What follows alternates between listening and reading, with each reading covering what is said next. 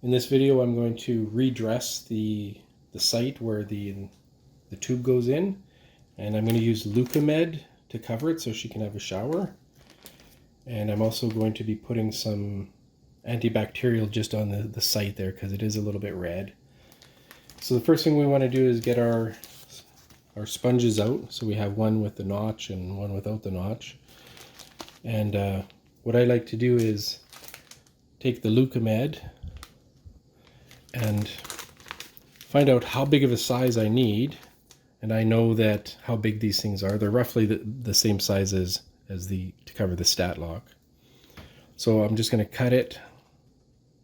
Make sure that it's big enough, but you don't want it too big. You don't need all that extra.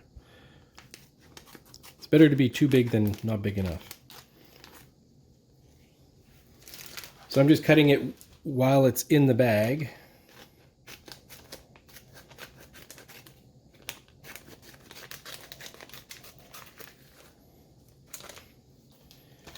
And I'm just going to open up the bag and take it out. It was sealed when I got it. I just cracked open the corner. And then just for comfort, I like to just round over these corners. I don't know if it makes a difference, but the one corner is already rounded over, so I'm going to round over that corner and that corner.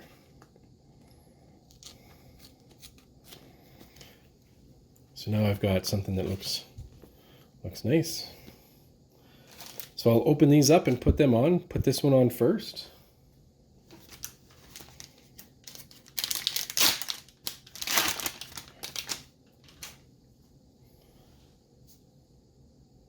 Oh.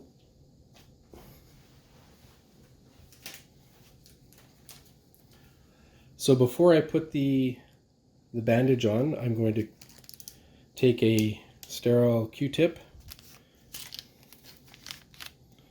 I'm going to take one of these and put some antibacterial cream on it. This is just for external use, so I'm just going to put some of this on the site just to help the little irritation or infection that's right there. And this package comes with 2 of these swabs in it. I opened it up and used one of them the other day.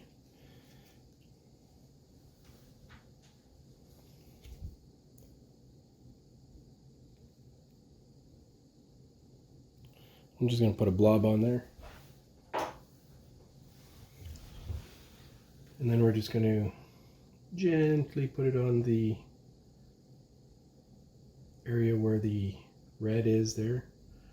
Try to get underneath there a little bit with it. And that's it. Now we can cover it up. So we're going to take this bandage first, the one with the notch. Put it on.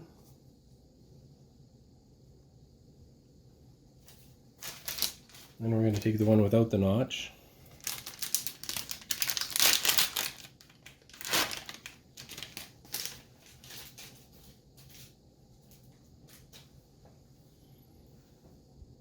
Put it on.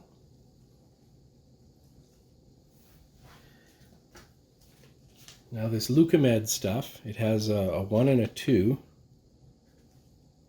So you want to peel off side 1 first. So I'm just going to do half of side 1. And that's going to leave the adhesive side on this side. And on this side we still have the number 2. So it's kind of like a plastic sheet here. So there's no adhesive on this side. This is the side that's going to be off. But this actually peels off. It'll make more sense once I show you peeling off that side.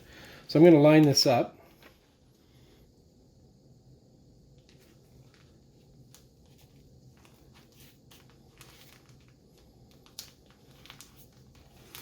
And we're going to stick it on just like that. And then we're going to peel off the other side of side 1, so we have to get at the underside of it. Peel off side 1 again. Now we're going to flip this over. And then what I like to do with the tube that's coming out, just to help secure it, is just kind of pinch the tubing in it like that, and then stick it on.